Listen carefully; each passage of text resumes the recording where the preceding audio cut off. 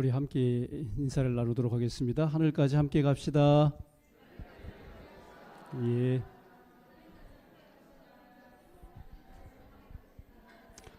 예. 예. 안식일 학교 때는 우리가 만날 수 없었던 우리 성도님들과 또 우리 귀한 또 손님들이 이 자리에 함께 참여하셨습니다. 특별히 우리 전병수 장로님, 우리 홍원주 집사님의 사랑하는 따님, 또 사위, 우리 손자 손녀들이 이렇게 함께 왔는데요. 우리 함께 오신 가족들을 우리 박수로 환영하실까요? 네, 환영합니다. 예, 5월은 모름지기 가정의 달입니다. 이 가정의 달, 또 가족과 관련한 또 말씀을 준비해서 선포하고 싶었는데 오늘 우리에게 또 주어진 과제가 있기 때문에 오늘 저는 시 한 편으로 대신하고 다음 야외 예배 때 가정에 관한 설교로 대신하도록 하겠습니다. 그 이예인 수녀가 지은 시인데요. 사랑의 시작은 가족입니다. 전체는 아니고 일부만 좀 제가 발췌를 했습니다. 사랑의 시작은 가족입니다. 기쁨도 슬픔도 가장 먼저 나누는 사람들, 언제나 그 자리에 있어주는 존재만으로도 위로가 되는 사람들. 가족이란 가장 가까우면서도 가장 소홀히 하기 쉬운 사랑의 이름입니다. 예. 뭐 단순한 그런 이야기지만은 우리에게 깊은 또 울림을 주는 그런 시라고 생각이 됩니다. 존재만으로도 정말 위로가 되어주는 분이 바로 우리 가족 아니겠습니까? 그런데 가족이라는 이름으로 또 소홀히 할 수도 있다고 하는 것이죠. 바라기는 우리 서천교회 모든 성도님들께서 이 가정의 달을 맞이하셔서 우리 가정들 돌아볼 수 있는 귀한 시간이 되시고 하나님께서 이 가정을 통해서 우리 안에 허락하신 이 행복과 기쁨을 또 우리 서로가 만끽하며 또 서로를 위로하고 격려할 수 있는 귀한 은혜의 시간이 되기를 간절히 바라겠습니다. 오늘 저는 성령이 충만한 사람이라고 하는 제목으로 하나님의 말씀을 증거하도록 하겠습니다. 우리 다 같이 누가복음 2장 22절로 24절 말씀 읽겠습니다. 시작. 모세의 법대로 정결 예식의 날이 참에 아기를 데리고 예루살렘에 올라가니 이는 주의 율법에 쓴 바 첫 해에 처음 난 남자마다 주의 거룩한 자라 하리라 한 대로 아기를 주께 드리고 또 주의 율법에 말씀하신 대로 산비둘기 한 쌍이나 혹은 어린 집 비둘기 둘로 제사하려 함이더라. 아멘. 여러분 남아 선호 사상이라는 단어를 잘 아시죠? 요 밑에 적어놓은 것은 남아 선호 사상의 배경을 제가 몇 가지로 이렇게 정리를 해서 올려보았습니다. 이 전통적으로 많은 사람이 노동력과 또 가문의 상속, 제사 등을 이유로 아들을 선호해 온 것입니다. 아직도 우리 서천교회 성도님들 가운데 이런 생각 가지고 계신 분 계실까요? 아직도 나는 손녀보다는 손자가 좋다. 딸보다는 아들이 좋다. 계십니까? 예. 우리나라만 해도 1990년대 초까지만 이 초반까지도 남녀 성비가 굉장히 불균형을 이루고 있었다고 하는 사실을 아십니까? 한때 남자인지 여자인지 성별을 알려주지 않던 때가 있었어요. 저희가 이제 결혼을 해서 첫애를 가지게 돼서 아이를 낳을 때쯤 해가지고 이제 산부인과를 이렇게 다니게 됐는데, 저희 집사람이 물어봤대요. 아유, 뭐 애 저기 태어나면 옷도 준비해야 되고 그러니까 좀 남자아이인지 여자아이인지 좀 알려주세요. 이렇게 했더니 그 의사가 심드렁하게 김영삼 대통령한테 가서 물어봐요. 그 당시에 김영삼 대통령이 대통령이셨습니다. 어쨌든 이 남아 선호 사상은 전통적, 특별히 우리나라는 유교 문화의 영향 때문일 거라고 생각이 됩니다. 여러분 그렇다면 이스라엘, 하나님께서 선택하신 이스라엘은 어땠을까요? 이스라엘 백성들도 아들을 선호했습니다. 왜요? 우리 지난 시간에도 좀 살펴보았지만은 약속된 구주께서 아들로 오실 것이었기 때문에 그랬던 것입니다. 오늘 우리는 예수님의 봉헌식을 살펴보려고 합니다. 이 예수님의 봉헌식과 관련해서 등장하는 인물들이 나와요. 그런데 그들 중에는 어떤 이는 예수님을 알아보고 어떤 이는 몰라보더라고 하는 것이죠. 그래서 오늘 우리가 이 예수님의 봉헌식을 살펴보면서 이 봉헌식의 의미는 무엇인지, 그리고 왜 그 예수님을 바라보고 어떤 사람은 알아보고 어떤 사람은 몰라봤는지, 그들의 차이가 무엇인지 그 이유를 한번 살펴보고자 합니다. 아기 예수님께서 탄생하신 지 40일이 지난 후에 이 요셉과 마리아는 예수님을 하나님께 바치고 예물을 드리기 위해서 예루살렘 성전으로 갔습니다. 아시는 것처럼 이스라엘 백성은 맏아들이 태어나면 하나님께 바치는 그런 규례가 있었기 때문입니다. 민수기 3장 13절에서는 다음과 같이 말씀하고 있습니다. 처음 태어난 자는 다 내 것임은 내가 애굽 땅에서 그 처음 태어난 자를 다 죽이던 날에 이스라엘의 처음 태어난 자는 사람이나 짐승을 다 거룩하게 구별하였음이니 그들은 내 것이 될 것임이니라. 나는 여호와이니라. 아시는 바와 같이 그 출애굽 직전에 하나님께서는 뿌려진 양의 피로 이스라엘의 장자와 짐승의 첫 새끼를 살리셨습니다. 그렇게 해서 모든 장자와 짐승의 첫 새끼는 누구의 소유가 되었어요? 하나님의 소유가 된 것입니다. 그래서 12지파 가운데 레위 지파는 아예 하나님께 속한 지파가 되었고, 나머지 11지파의 사람들은 큰아들을 하나님께 이렇게 바쳐야 되는데 바치지 못하는 대신에 어떻게 했어요? 속전을 대신 이렇게 지불했다고 하는 것이죠. 따라서 그들이 하나님께 이렇게 장자를 바치던 이 규례는 출애굽 때의 구원을 기념하는 그런 의미가 있었던 것입니다.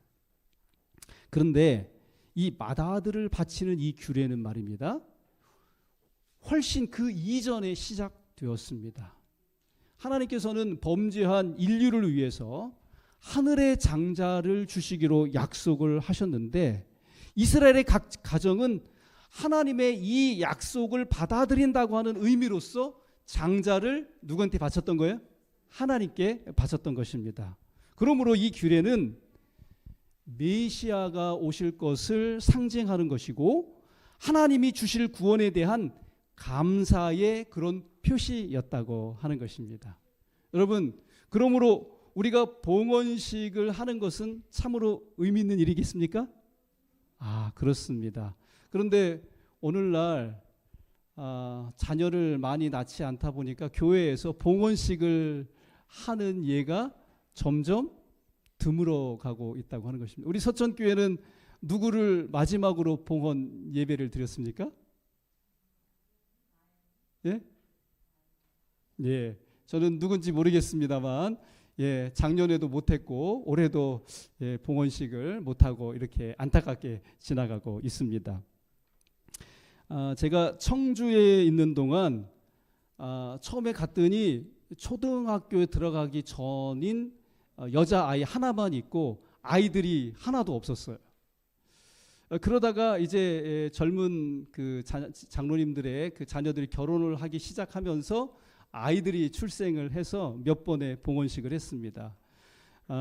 정말 좀 전에도 말씀드렸지만 교회에서 갓난 아이들을 보는 게 흔치 않았기에 얼마나 기쁘고 감사했는지 모릅니다. 그중 가장 기억에 남는 봉헌식은 제가 오창교회까지도 예식 담임을 하고 있었는데 그 오창교회의 어린이 봉헌식이었습니다. 다름 아닌 오창교회를 담임하고 있었던 김종성 목사님 내외분의 둘째 봉헌식을 하는 날이었습니다. 저는 이제 대개 이 봉헌식을 하게 되면 아빠나 엄마에게 아이를 어떻게 양육할 것인지 그것에 대해서 자신의 어떤 결심과 소감을 성도님들 앞에 좀 피력할 수 있는 시간을 이렇게 준비해서 이렇게 드렸던 것 같은데요. 그때 그 우리 김종성 목사의 사모님께서 그 아이를 어떻게 양육할 것인지에 대해서 성도들 앞에서 이렇게 소감을 발표하는데 정말 가슴이 뭉클했습니다. 하나님께서 자신을 이 땅에 있게 하시고 또 구원해 주셨을 뿐만 아니라 자기에게 어린 생명을 주셔서 하나님을 대신해 그 아이를 이렇게 양육할 수 있는 특권을 주신 것에 대해서 정말 진실하고도 감동적인 그런 그 어투로 그 자신의 소감을 이렇게 피력하는데, 하나님 정말 자기의 욕심대로 이 아이를 양육할 것이 아니라 하나님께서 우리를 예수님을 통해서 구원해 주신 그 은혜로 이 아이를 잘 양육할 수 있도록 자기에게 지혜와 능력을 달라고 하는 이제 그런 소감을 이렇게 전해줬는데, 그 자리에 앉아 있었던 모든 사람들이 정말 가슴 뭉클할 만큼 그런 감동적인 시간이었습니다. 제가 가만히 생각을 해보니까 그 사모님께서는 하나님께로부터 받은 그 구원의 은혜가 너무나도 컸다는 사실을 느낄 수가 있었습니다. 여러분, 하나님께로부터 받은 것이 있는 사람은 그것을 나누는 일이 결코 어렵지 않다고 하는 것이죠. 하나님이 사람들에게 조건 없이 하늘의 장자를 주신 것은 그분을 통해 구원의 축복을 누리고 그 기쁨을 다른 사람들과도 나누라고 하는 그런 의미가 거기에 담겨 있다고 하는 것입니다. 그러므로 약속된 장자가 사람으로 오셔서 율법을 따라 하나님께 바쳐지는 이 뜻깊은 예식을 살펴보면서 우리가 받은 구원과 또 우리가 이웃들과 함께 나눌 이 구원의 기쁨을 더욱 풍성히 누리실 수 있는 우리 서천교회 성도님들 다 되실 수 있기를 간절히 바랍니다. 아기 예수님께서 이제 율법을 따라서 하나님께 봉헌되던 날 예식을 주관하던 제사장은 이 한 초라한 가족을 보게 된 것입니다. 근데 부모의 모습을 보니까 조금 유력한 집안인 것 같아요? 아니면 볼품없는 가난한 집안인 것 같아요? 예. 그래가지고 제사장들이 뭐 한두 번 자녀들을 하나님께 봉헌을 했겠습니까? 그들을 이렇게 보니까 행색이 초라해가지고 주목해 보지 않았던 것입니다. 이 제사장이 하나님께 바쳐진 후에 명부에 그의 이름을 기록하는데 기록된 그 아이가 누구인지 알았을까요? 몰랐을까요? 몰랐다고 하는 것입니다. 여기 이 이름이 기록된 이 아이가 천사들이 찬양하기를 기뻐하던 하늘의 만왕의 왕이라는 사실을 알았을까요? 몰랐다는 것입니다. 그분이 모세에게 자신을 스스로 있는 자라고 말씀하신 여호와라고 하는 영광을 받으실 하나님이었다는 사실도 그는 몰랐습니다. 그분이 여러 선지자가 오랫동안 이어내온 메시아라는 사실조차 그는 알지 못했던 것이죠. 제사장은 그저 또 하나의 봉헌식으로서 형식적으로 그 봉헌식을 집전하고 있을 뿐이었다고 하는 것입니다. 만약에 예수님의 봉헌이 이렇게 의미 없게 끝났다면은 정말 좀 기대에 부응하지 못하는 실망스러운 봉헌식이 되었을 것입니다. 그러나 아기 예수님의 봉헌식은 그렇게 의미 없게 끝나지 않았다고 하는 것이죠. 그 자리에 그때 누가 있었어요? 시므온이라고 하는 연로한 한 남자가 있었습니다. 그의 나이나 직업은 알려져 있지 않았지만은 성경은 뭐라고 이야기하고 있냐면 그를 의롭고 경건하여 이스라엘의 위로를 기다리던 자라고 그렇게 말을 해주고 있습니다. 시므온은 죽기 전에 누구를 보리라고 하는? 그리스도를 보리라고 하는 성령의 지시를 받았다고 성경은 또 기록하고 있습니다. 그래서 이 시므온은 성령의 감동을 받아서 아기 예수님께서 약속된 구주라는 사실을 알아본 것입니다. 봉헌식을 집례한 제사장이 알아보지 못한 그분을 누구는 알아봤어요? 이 시므온은 알아본 것입니다. 여러분, 그 차이가 어디에 있어요? 예수님을 알아본 시므온과 그를 알아보지 못한 이 제사장은 우리가 알다시피 예언을 연구하고 공부한 그런 사람이었습니다. 그럼에도 불구하고 이 땅에 아기로 오신 예수님을 알아봤다고요? 알아보지 못했다는 것입니다. 여러분, 무엇이 이런 차이를 내었는가? 그 차이는 성령의 인도하심의 차이였습니다. 성령의 인도하심을 받는 자와 그렇지 못한 자의 차이였다고 하는 것이죠. 여러분, 성령이 임하시면 사람은 알아보지 못하던 것을 알아보게 되고 깨닫지 못하던 것을 깨닫게 될 수 있다고 하는 사실을 여러분 기억해 두시기를 간절히 바랍니다. 제가 작년에 저의 회심에 관한 이야기를 두어 번 이렇게 했던 것으로 기억이 납니다마는 정말 제가 그 회심을 하고 났을 때 다시 성경을 펴서 말씀 묵상을 하게 될 때 참 신기한 경험들을 많이 했어요. 그건 뭐냐면 그동안은 글자로만 읽혀지던 그런 부분들이 어쩌면 제 마음에 그렇게 생생하게 와서 살아있는 진리로 역사하게 되는지 정말 말씀을 펼 때마다 눈물을 흘리지 않을 수 없었고 하나님께 감사를 드리지 않을 수 없었습니다. 그러다가 시대의 소망 139쪽에서 제가 이런 글을 읽게 됐는데 야, 이게 정말 내게도 똑같이 적용이 되는 말씀이었구나 라고 하는 사실을 발견하면서 또 하나님께 감사를 드렸어요. 여기 시대의 소망 139쪽에 보면 한 영혼으로 하늘에서 오는 지혜를 받을 수 있게 하는 것은 회개와 믿음과 사랑이다. 사랑으로 역사하는 믿음이 지식의 열쇠이며 사랑하는 자마다 하나님을 안다. 이런 표현이 있더라고요. 근데 이 말씀이 정말 저의 마음에 와서 콕 박히더라고요. 그러던 중에 이 데살로니가 전서 5장 1절로 11절의 말씀을 묵상하게 되었는데 이 깨어 있다고 하는 것이 무슨 의미인지 새삼스럽게 또 깨닫게 되었습니다. 이 데살로니가 전서 5장 5절 6절 말씀 다 같이 읽겠습니다. 시작. 너희는 다 빛의 아들이요 낮의 아들이라. 우리가 밤이나 어둠에 속하지 아니하나니 그러므로 우리는 다른 이들과 같이 자지 말고 오직 깨어 정신을 차릴지라. 아멘. 여기 보니까 깨어 정신을 차리라고 말하기 전에 신자들을 뭐라고 표현하고 있죠? 빛의 아들이요 낮의 아들이라 이렇게 말씀을 하고 있습니다. 여러분, 어젯밤에 잠 안 자고 깨어 계셨던 분, 어젯밤에 잠 안 자고 깨어 계셨던 분, 여러분 어젯밤에 안 자고 깨어 있으려고 막 애쓰니까 쉽던가요? 어렵던가요? 쉬워요?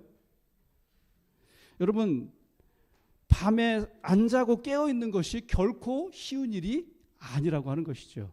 그러나 낮에 깨어 있는 것은 여러분 어려워요, 안 어려워요? 낮에 깨어 있는 것은 쉽다고 하는 것입니다. 낮은 해가 떠 있는 시간, 즉 빛이 비치는 때를 의미합니다. 마찬가지로 우리가 진리의 빛과 생명의 빛이 비치는 곳에 있으면 영적으로 깨어 있는 것이 쉬울까요, 어려울까요? 쉽다고 하는 것입니다. 그래서 우리도 늘 하나님의 말씀으로 진리와 생명의 빛이 비치는 성전에 있어야 된다는 사실입니다. 안식일 예배는 물론 저녁 예배도 열심히 참석해야 합니다.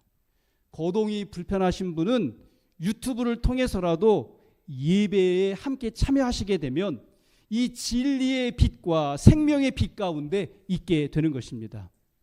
여러분, 교회를 자주 찾지 않으면 우리는 교회로부터 점점 멀어질 수밖에 없게 되어 있습니다. 양심도 무뎌지게 되고요. 이 신앙이라고 하는 것은 물을 거슬러 올라가는 것과 같아서 잠시만 방심해도 저만치 밑으로 흘러 떠내려가게 돼 있습니다. 태어날 때부터 우리는 하나님을 향하는 대신에 자꾸 세상으로 기울어질 수 있기 때문에 우리가 의지를 가지고 노력하지 않으면 정말 신앙생활하기가 힘겹고 어려움에 봉착하게 된다고 하는 것이죠. 그러므로 오늘 저는 오늘 이 예배에 참여하신 우리 모든 서천교회 성도님들에게 다시 한번 호소하고 싶은 마음이 있습니다. 한 달에 한 번만 교회에 온다면 적어도 안식일만큼은 빠지 않도록 기도하시게 되기를 바랍니다. 안식일 예배만 참석한다면 안식일 학교에도 참석하실 수 있도록 기도하며 노력하시게 되기를 바랍니다. 안식일에만 오시는 분은 금요일 예배에도, 금요일 예배에만 오시는 분은 화요일 예배에도 늘 성전에 있었던 시므온과 이 안나처럼 되어서 더 자주 성전에 계신 예수님을 만나게 되기를 간절히 소망합니다. 여러분, 깨어 있다고 하는 것은 어둠 속에서 잠을 자지 않으려고 애쓰는 것이 아니라 이 생명의 빛 되신 예수님 안에 계속 머무르는 것입니다. 그런 사람은 자연스럽게 하나님이 기뻐하시는 일을 하게 돼 있다고 하는 것을 여러분도 아마 살면서 경험하셨으리라고 믿습니다. 여러분, 성령이 임하시면 희한하게도 깨닫지 못하던 것들을 깨달을 수 있게 되고, 이것이 우리가 성령을 구해야 하는 이유이자 또 성령 충만함 속에서 살아야 하는 이유라는 사실을 여러분 마음속에 기억하시고 늘 빛 대신 예수 그리스도 안에 거하실 수 있도록 애쓰시고 노력하시는 우리 서천교회 모든 성도님 되시기를 주님의 이름으로 축복합니다. 그런데 이 시므온은 여러분 그날 갑자기 성령의 인도를 받은 것입니까? 여러분은 어떻게 생각하십니까? 그는 평소에도 성령의 인도하심을 받고 살았다고 하는 것이죠. 그의 삶이 하나님께 맞추어져 있었기 때문입니다. 시므온은 그날 단지 성령의 새로운 지시를 받았을 뿐입니다.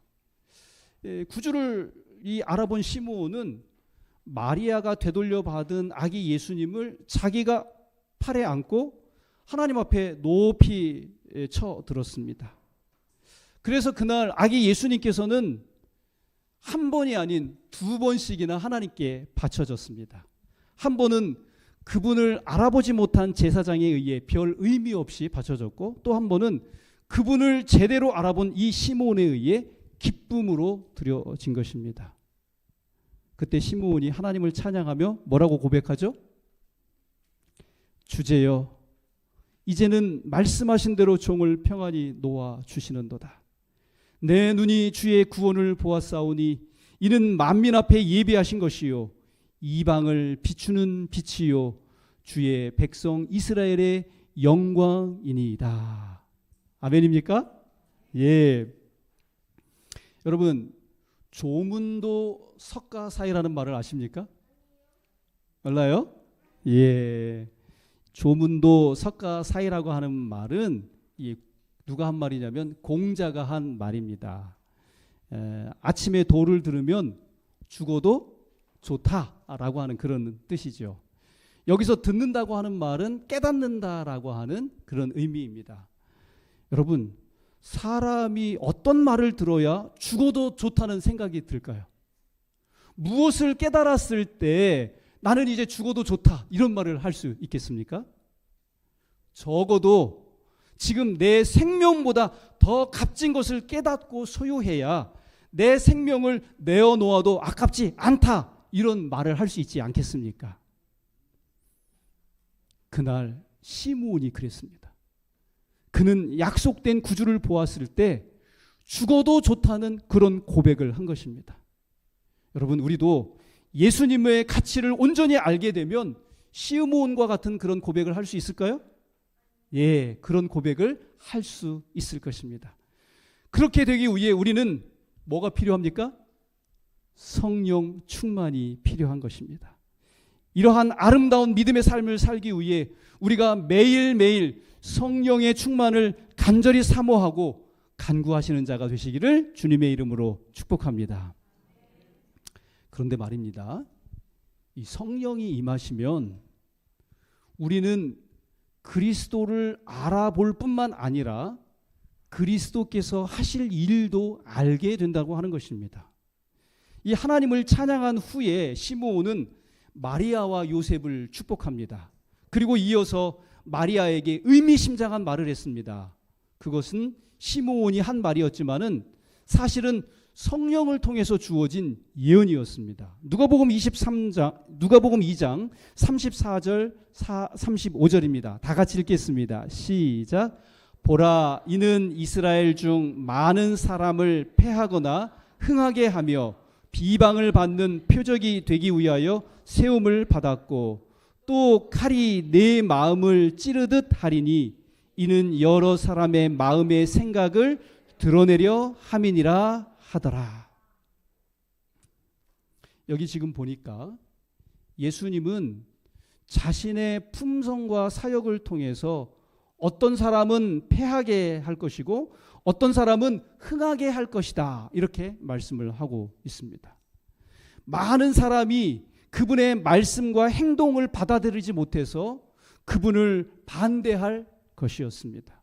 그 결과 예수님은 많은 사람에게 비방을 받는 표적이 되었다고 하는 것이죠.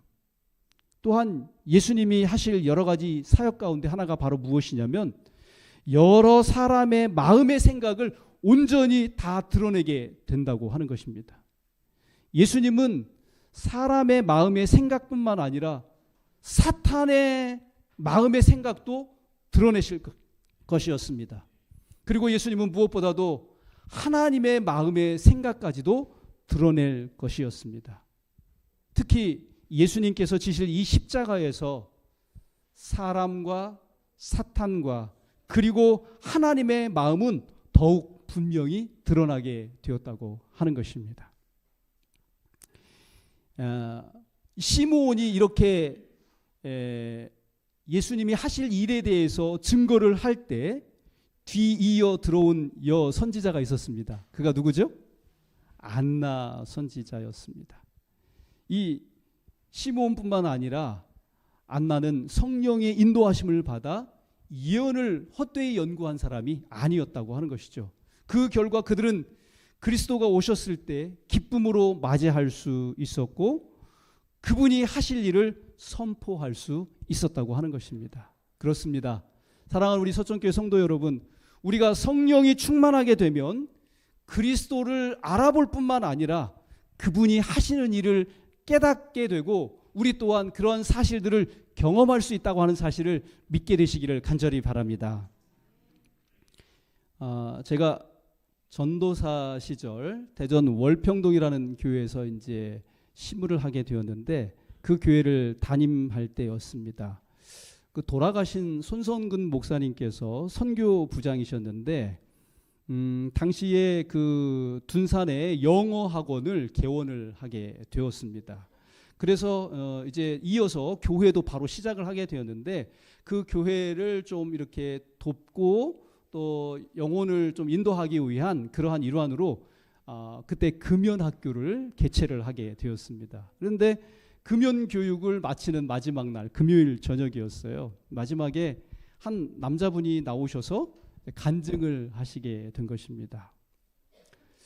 자기가 이제 교회 다닌 지 바로 이제 뭐 그렇게 오랜 시간은 아니지만은 이제 몇 해가 지냈고 또 침례도 받았고 했는데 아직도 해결하지 못한 게 있다는 것입니다. 그게 바로 뭐냐면 끊고 싶은 담배가 끊어지지 않더라고 하는 것이죠. 그러다가 이제 목사님의 설교와 공부를 통해서 성령 충만에 대해서 알게 되신 것입니다. 그래서 이분이 이 성령 충만에 대해서 관심을 가지고 끊임없이 성령 충만을 위해서 기도했는데 그렇게 열심히 기도했을 때 그분에게 생각지 못했던 어떤 변화가 이르러 오게 되었어요. 그게 무엇이냐면 그렇게 끊고 싶었던 담배에 대한 욕구가 사라져 버리더라고 하는 것이죠. 그분은 절대로 담배를 끊게 해달라고 기도드리지 않았답니다. 그저 내게 약속하신 대로 성령의 충만을 위해 간구했는데 자기도 모르는 사이에 그 결과가 나타나더라고 하는 것이죠. 여러분, 예수님께서 하시는 중요한 사역 가운데 하나가 무엇이냐면 사람을 옳지 않은 습관에서 돌이켜서 하나님의 계명에 순종할 수 있도록 그렇게 만들어준다고 하는 것입니다. 여러분, 우리가 성령이 충만하면 우리는 그리스도께서 하시는 이러한 일을 깨달을 수 있게 되고 우리도 그러한 경험을 하게 된다고 하는 것입니다.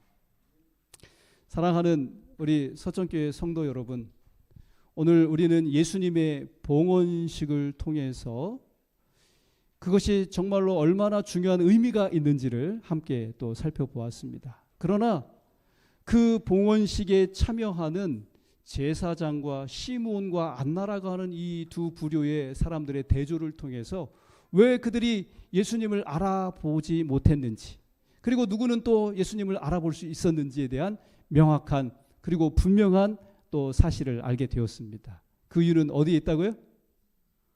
성령 충만함에 있다고 하는 것입니다. 그러므로 저는 우리 서천교회 성도님들께서도 매 순간 정말 성령의 충만함을 간절히 기도하며 성령 충만하여 사실 수 있게 되기를 주님의 이름으로 축복합니다. 저는 오늘 말씀을 줄이면서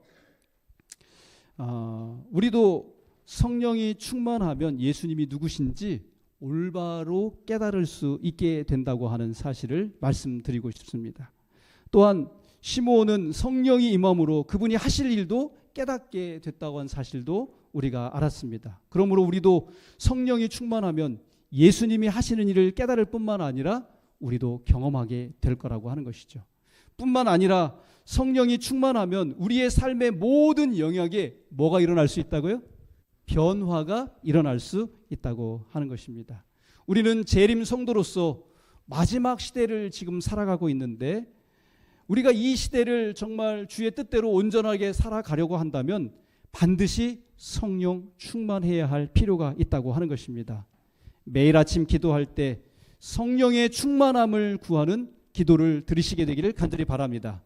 그래서 이제부터 우리가 성령의 충만을 입어서 그리스도를 더 깊이 알고 그분이 하시는 일을 경험하게 될 뿐만 아니라 변화된 삶으로 하나님 앞에 영광을 돌리며 사실 수 있는 우리 서천교회 모든 성도님들 되시기를 간절히 바라며 오늘 말씀을 맺도록 하겠습니다.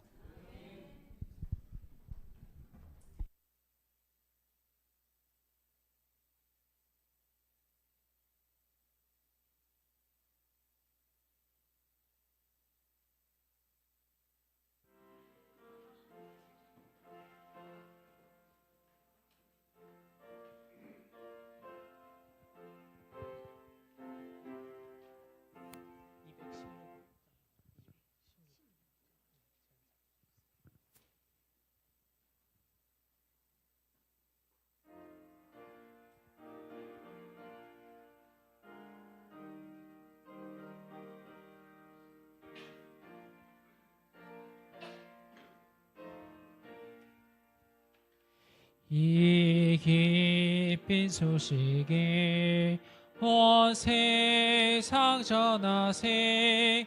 그 환난 고통에 당하는 자에게 주 믿는 성도들 다 전할 소식에 성령이 오셨네. 성령이 오셨네. 성령이 오셨네. 내 주에 보내신 성령이 오셨네. 이 기쁜 소식에 온 세상 전하세. 성령이 오셨네.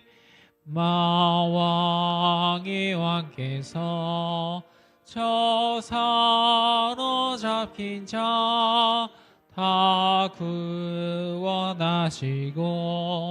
잠자유 주셨네.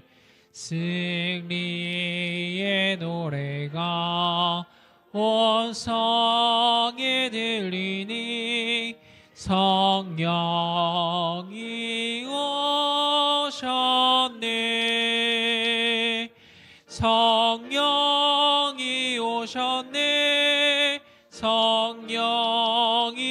오셨네.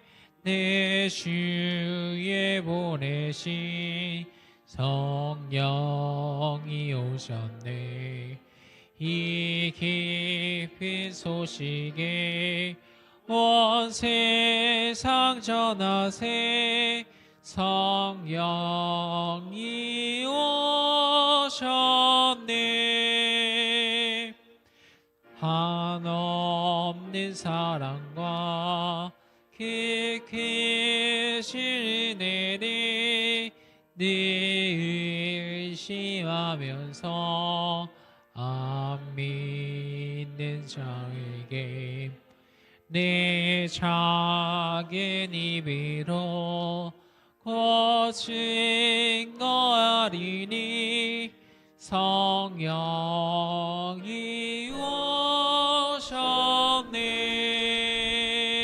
성령이 오셨네. 성령이 오셨네. 내 주위에 보내신 성령이 오셨네. 이 깊은 소식을 온 세상 전하세. 성령이 오셨네. 하나님 우리 아버지, 우리에게 하나님과 하나님의 뜻을 알 수 있는 귀한 성령을 주셔서 감사합니다. 오늘 예수님의 봉헌식 때 예수님을 알아보았던 시므온과 안나처럼 저희도 매일 매순간 성령 충만함으로 하나님의 하시는 일을 알 수 있도록 인도하여 주시고, 그래서 다시 오실 우리 주님을 예비하기 위하여 성령 충만한 삶을 살아갈 수 있도록 복내려 주시옵소서. 오늘 그렇게 하기로 결심하고 하나님께 우리의 자신을 온전히 내려놓고 또 순종하고자 하는 우리 서천교회 모든 성도들에게 다함이 없는 은혜로 함께 하시며 성령님께서 무엇보다도 우리의 심령에 가득 채워 주시옵소서. 이 한 주를 또한 우리 주님께 의탁드리며 사랑이신 예수님 귀하신